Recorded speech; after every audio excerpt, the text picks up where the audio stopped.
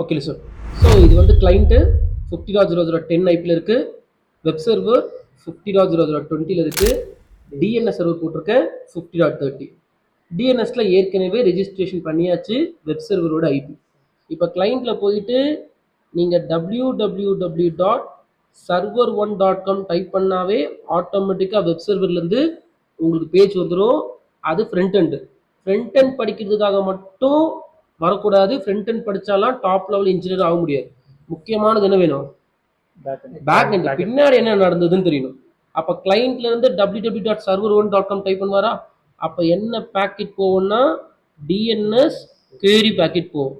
DNS query packet ஏன் போகுதுன்னா server1.com IP வேணும்னு டிஎன்எஸ் கேட்டு போகும். Source port number random, destination port number DNS 53 transport லேயரில் நடக்கும். சோர்ஸ் ஐபி வந்து கிளைண்ட் ஐபி 50.0010. டெஸ்டினேஷன் ஐபி கிளைண்ட்டுக்கு புட்டு டிஎன்எஸ் கொடுத்துருக்கீங்களா? டிஎன்எஸ் யாருன்னு அவரோட ஐபி 50.0030. ஐபி என்கேப்சுலேஷன் நடந்துச்சு. அப்போ பேக்கெட் நம்பர் 1 என்னன்னு கேட்டால் சொல்ல தெரியணும். DNS query packet. மேக்கை விட்டுடுங்க. டிஎன்எஸ் query டிஎன்எஸ் சர்வருக்கு போயிருக்கா?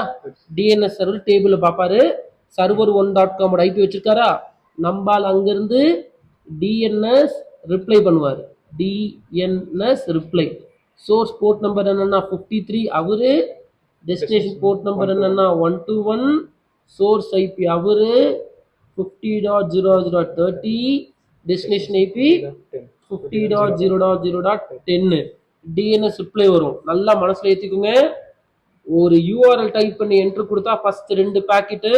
ஃபர்ஸ்ட் டிஎன்எஸ் query போகும், அடுத்தது டிஎன்எஸ் ரிப்ளை வரும். டிஎன்எஸ் query அந்த யூஆர்எலோட ஐபி கேட்டு போகுது.